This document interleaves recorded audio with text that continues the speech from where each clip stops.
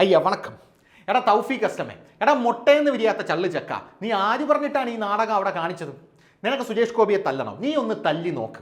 കഴിഞ്ഞ ദിവസം സുരേഷ് ഗോപി ബഡ്ജറ്റ് അവതരണത്തിന് ശേഷം സുരേഷ് ഗോപിയുടെ ബൈറ്റ് എടുക്കാനായിട്ടാണ് ഇവന്മാരെല്ലാം കൂടെ സുരേഷ് ഗോപിയുടെ അടുത്ത് ഓടി തള്ളി ചെന്നത്. സുരേഷ് ഗോപിയുടെ അടുത്ത് ചെന്ന ശേഷം സുരേഷ് ഗോപിയുടെ അടുത്ത് ബൈറ്റ് വെച്ചു. സുരേഷ് ഗോപി വേണ്ട മറുപടിയും കൊടുത്തു. അതിനുശേഷം സുരേഷ് ഗോപി പോകാൻ ഒരുങ്ങിയ സാഹചര്യത്തിലാണ് മീഡിയ ഫണ്ട് എന്ന് പറയുന്ന ജമാഅത്തെ ഇസ്ലാമിയുടെ വർഗീയ സുഡാപ്പി ചാനലായിട്ടുള്ള ആ ചാനലിലെ റിപ്പോർട്ടറായിട്ടുള്ള ഇവൻ തൗഫീഖ് അസ്ലം എന്ന് പറയുന്ന ഇവൻ സുരേഷ് ഗോപി അങ്ങോട്ട് തിരിഞ്ഞപ്പോൾ പിന്നിൽ നിന്നൊരു ആക്ഷൻ കാണിച്ചത്. പിന്നിൽ നിന്ന് സുരേഷ് ഗോപിയെ അടിക്കാനായിട്ട് ഓങ്ങും പോലെയായിരുന്നു ഇവൻ കാണിച്ചൊരു ആക്ഷൻ എന്ന് പറയുന്നത്. എന്തായാലും ആക്ഷൻ നമുക്കൊന്ന് കണ്ടിട്ട് വരാം. ഗംഭീര ആക്ഷനാണ്, കാണേണ്ടതാണ്.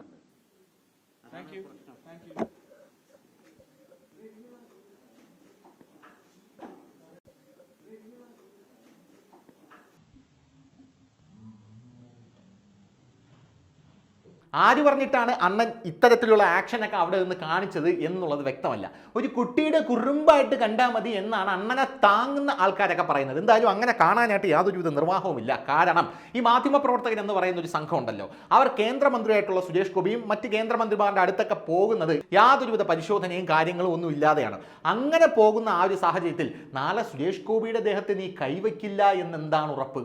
അതുകൊണ്ട് നിന്നെപ്പോലുള്ള മാധ്യമപ്രവർത്തകരെ പടച്ചുവിടുന്ന നിന്റെ വെള്ളിപ്പറമ്പിലുള്ള ആ ചാനലിൽ ഡെസ്കിലിരിക്കുന്ന കുറേ എണ്ണം ഉണ്ടല്ലോ, അവന്മാരെ പോലുള്ളവർക്കെതിരെയാണ് കേസെടുത്ത് അകത്തിടേണ്ടത് എന്നുള്ളതാണ് ഇതിൻ്റെ ഏറ്റവും ഇമ്പോർട്ടൻ്റ് ആയിട്ടുള്ള കാര്യം എന്ന് പറയുന്നത്. ഇനി വേറൊരു പ്രധാനപ്പെട്ട കാര്യം ഇതിനകത്ത് പറയാനുള്ളത്, അണ്ണൻ ഈ സംഭവം വൈറലായി എന്നറിഞ്ഞതിന് പിന്നാലെ മാപ്പ് പറഞ്ഞ് രംഗത്തെത്തുന്ന ഒരു കാഴ്ച നമുക്ക് കാണാനായിട്ട് സാധിച്ചു.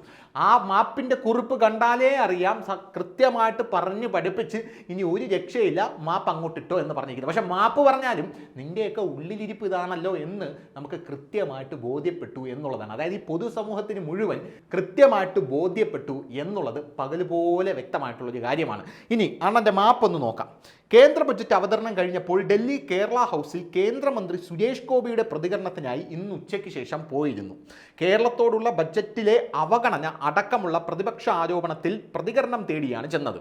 അദ്ദേഹം ബൈറ്റ് നൽകി പോയ ഉടൻ തമാശയായി ഞാൻ കാട്ടിയ അംഗവിക്ഷേപത്തോട് പ്രതികരിച്ചുകൊണ്ടുള്ള കുറിപ്പുകൾ സാമൂഹ്യ മാധ്യമങ്ങളിൽ കാണുന്നുണ്ട്.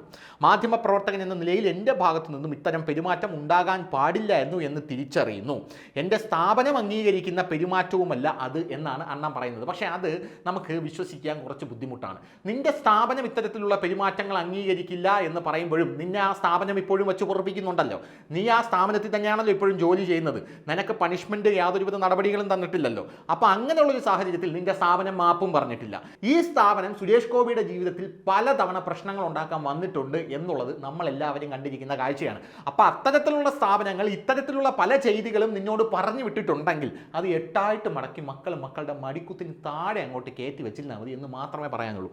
ഇനി എൻ്റെ സ്ഥാപനം അംഗീകരിക്കുന്ന പെരുമാറ്റവുമല്ല അത്.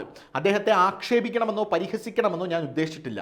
മന്ത്രിയോടെന്നല്ല ഒരാളോടും അങ്ങനെ പെരുമാറരുത് എന്ന് ഞാൻ തിരിച്ചറിയുന്നു.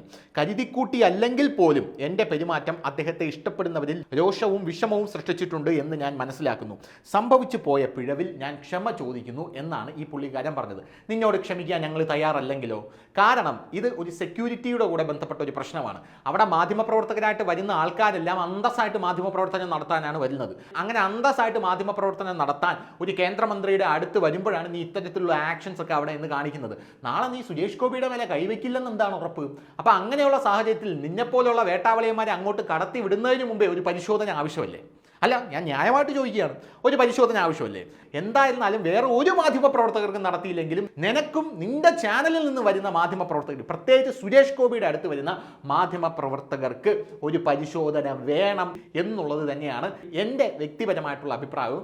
അത് തന്നെയായിരിക്കും സുരേഷ് ഗോപിയെ സ്നേഹിക്കുന്ന ആൾക്കാരുടെയും ഈ പൊതുസമൂഹത്തിൻ്റെ അഭിപ്രായവും എന്ന് നമ്മൾ മനസ്സിലാക്കണം. പിന്നെ നിന്റെ ചാനൽ സുരേഷ് ഗോപിക്കെതിരെ പടച്ചുവിടുന്ന പല വാർത്തകളുമുണ്ട്. സുരേഷ് ഗോപി നടന്ന് പദവരും, സുരേഷ് ഗോപി പദം വരും എന്നൊക്കെ പറഞ്ഞ് പല വാർത്തകളും സുരേഷ് ഗോപിക്കെതിരെ പടച്ചുവിടുന്നുണ്ട്. സുരേഷ് ഗോപി തിരുത്തിയത് ഇമേജിന് കോട്ടം വന്നതുകൊണ്ട് എന്നാണ് അതിലൊരു വാർത്ത.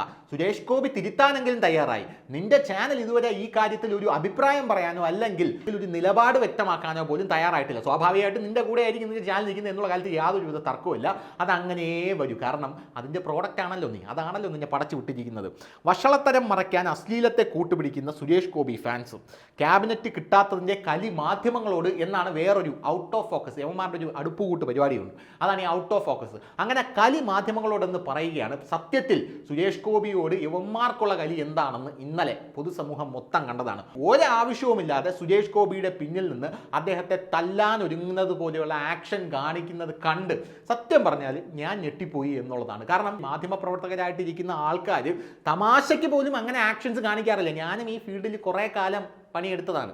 നമ്മൾ തമാശയ്ക്ക് പോലും അങ്ങനെ ഒരാളുടെ പിന്നിൽ നിന്നോ അല്ലെങ്കിൽ നമ്മൾ ബൈറ്റ് എടുക്കാൻ പോകുന്ന ഒരാളുടെ മുമ്പിൽ നിന്നോ, അത് സാധാരണക്കാരനായിക്കൊള്ളട്ടെ, കേന്ദ്രമന്ത്രി ആയിക്കൊള്ളട്ടെ, പണക്കാരനായിക്കൊള്ളട്ടെ, പാവപ്പെട്ടവനായിക്കൊള്ളട്ടെ, നമ്മൾ പോകുന്നത് തൊഴിലെടുക്കാനാണ്, അല്ലാതെ അവരെ തല്ലാനോ പിടിക്കാനോ അല്ല എന്നുള്ളതാണ് കാര്യം. പിന്നെ നീ തല്ലാൻ കൈ ഓങ്ങിയത് സുരേഷ് ഗോപി ആയതുകൊണ്ട് മാത്രമാണ് എന്നുള്ളത് പകല് പോലെ വ്യക്തമാണ്. ഇനി നമുക്ക് ഈ തൗഫീഖ് അസ്ലത്തിനെ എടുത്ത് മാറ്റി നിർത്താം. ഇതുപോലെ ഒരുപാട് പുഴുക്കുത്തുകൾ ഈ മാധ്യമ മേഖലയിലുണ്ട് എന്ന് നമുക്ക് മനസ്സിലാക്കണം. അതുപോലെ വേറൊരു പുഴുക്കുത്തിനെ കുറിച്ചാണ് ഇനി സംസാരിക്കാൻ പോകുന്നത്. ഈ പുഴുക്കുത്ത് എന്ന് പറയുന്നവൻ ഒരു വലിയ മാധ്യമങ്ങൾ, അതായത് മാധ്യമ മുത്തശ്ശി എന്നൊക്കെ പറയുന്ന ഒരു വലിയ മാധ്യമത്തിലെ കോർഡിനേറ്റർ പദവിയിലിരുന്ന് വിരമിച്ച ഒരുത്തനാണ്. അങ്ങനെ വിരമിച്ച ശേഷം വേറൊരു മാധ്യമത്തിന്റെ തലപ്പത്ത് പോയിരിക്കുകയാണ് ഈ വേട്ടാവളി. ഈ വേട്ടാവളിന്റെ പ്രധാനപ്പെട്ട ജോലി എന്ന് പറഞ്ഞാൽ വൈകുന്നേരം ആകുമ്പോൾ ഒരു സമയം മറൈൻ ഡ്രൈവിൽ ഇവന്റെ വണ്ടിയും കൊണ്ടിട്ട് ആ വണ്ടിക്കകത്തിരുന്ന് അസാൻമാർഗിക പ്രവർത്തനം നടത്തലാണ് ഈ മാധ്യമ പ്രവർത്തകന്റെ ജോലി എന്നാണ് പല ആൾക്കാരും പറയുന്നത്. ഇവനെ കുറിച്ച് വിനു വി ജോൺ പണ്ടൊരു ട്വിറ്ററിൽ ഒരു പോസ്റ്റ് വിട്ടിട്ടുണ്ട്. വിനു വി ജോണുമായിട്ട് കൊമ്പ് കോർക്കാൻ ചെന്നപ്പോഴാണ് വിനു വി ജോൺ യവനെ എടുത്ത് ഉടുത്തത് എന്നുള്ളതാണ് ഒരു കാര്യം എന്ന് പറയുന്നത്. പിന്നാലെ ശ്രീജിത്ത് പണിക്കരുമായിട്ടും കൊമ്പ് കോർക്കാൻ ചെന്നിട്ടുണ്ട്. ആ പോസ്റ്റ് ഞാനിവിടെ വായിക്കുന്നില്ല, എന്തിനാണ് ഈ വേട്ടാവളിയന്മാരെയൊക്കെ തൊലി വിരിച്ച് വിടുന്നത്. അപ്പോൾ അങ്ങനെ വിനു വി ജോൺ ഇട്ടൊരു പോസ്റ്റാണ് ഇത്. ട്വിറ്ററിൽ വിനു വി ജോൺ അന്ന് എഴുതിയത്, ഷാർജ ഇന്ത്യൻ അസോസിയേഷൻ ഹാളിൽ തീവ്രലഹരിയിൽ കുഴഞ്ഞു വീണ് പ്രവാസികളെ ഉദ്ബോധിപ്പിച്ച് മാതൃകയായ ഒരു എഡിറ്റർ മാധ്യമ സദാചാര പോസ്റ്റ് ഇട്ടിട്ടുണ്ട്. മുമ്പ് സഹപ്രവർത്തകനായിരുന്ന ടിയാന്റെ സാഹസത്തിന് തമിഴന്മാർ കൈയടിച്ചൊടിച്ചപ്പോൾ ഈ ഉള്ളവന് മദിരാശിയിലേക്ക് ഒരു സ്ഥലം മാറ്റം കിട്ടിയിരുന്നു എന്നാണ് വിനു വി ജോൺ ഇട്ടിരിക്കുന്നത്. അതായത് അവിടെയുള്ള ഏതോ ഒരു തമിഴൻ ചെക്കനെ കയറി പിടിച്ചപ്പോൾ നാട്ടുകാർ മൊത്തം അവനെ കൈവച്ച് അവൻ്റെ പെട്ടി അടിച്ച് പൊട്ടിച്ചെന്നാണ് വിനു വി ജോൺ മാനം മര്യാദയ്ക്ക് എഴുതിയിട്ടിരിക്കുന്നത്. അങ്ങനെയുള്ള പല പുഴുക്കുത്തുകളും ഈ മാധ്യമ മേഖലയിലുണ്ട്. ഇതൊക്കെ പഴയ സ്റ്റോറിയാണ്. പിന്നെ മീഡിയ ഫണ്ടിൽ തന്നെ ഡെസ്കിലിരിക്കുന്ന ഒരു മഹാനുണ്ട്. ആ മഹാനാണെങ്കിൽ പാലക്കാട്ടേക്ക് ഒരു ട്രാൻസ്ഫർ കിട്ടിയിട്ടുണ്ട്. ആ പാലക്കാട്ടേക്ക് ട്രാൻസ്ഫർ കിട്ടിയ മഹാന്റെ കഥയൊന്ന് അന്വേഷിച്ച് നോക്കിക്കഴിഞ്ഞാൽ അതും ബഹുരസമാണ് എന്നുള്ളതാണ് വേറൊരു കാര്യം എന്ന് പറയുന്നത്. അങ്ങനെ ഈ മാധ്യമ മേഖലയിലെ പുഴുക്കുത്തുകൾ ഒരുപാടുള്ളതിൻ്റെ കൂട്ടത്തിൽ ഒരു പുഴുക്കുത്തായി ദയവ് ചെയ്ത് മാറരുത് എന്ന് മാത്രമേ തൗഫീഖ് അസ്ലം എന്ന് പറയുന്ന ഈ ചെറുപ്പക്കാരനോട് അല്ലെങ്കിൽ ഈ യുവാവിനോട് പറയാനുള്ളൂ. എന്തു തന്നെയായിരുന്നാലും ഇനി സുരേഷ് ഗോപിയുടെ അടുത്ത് ചെല്ലുമ്പോൾ പരിശോധന വേണം എന്നാണ് ഇവൻ്റെ ഈ ഒരു വീഡിയോ കണ്ട ശേഷം സോഷ്യൽ മീഡിയ മുഴുവൻ വലിയ രീതിയിലുള്ള ബഹളവും ട്രോളും. എത്രയൊക്കെ ക്ഷമയും എത്രയൊക്കെ മാപ്പും പറഞ്ഞാലും നിൻ്റെയൊക്കെ മനസ്സിലിരിപ്പ് ഇതല്ലേ എന്നാണ് നാട്ടുകാരും ചോദിച്ചുകൊണ്ടിരിക്കുന്നത്. അപ്പോൾ ശരി, കൂടുതൽ വാർത്തകളും വിശേഷങ്ങളും നിങ്ങളിലേക്ക് എത്താൻ ABC മലയാളം സബ്സ്ക്രൈബ് ചെയ്യുക, ബെൽ ബട്ടണും അമർത്തുക.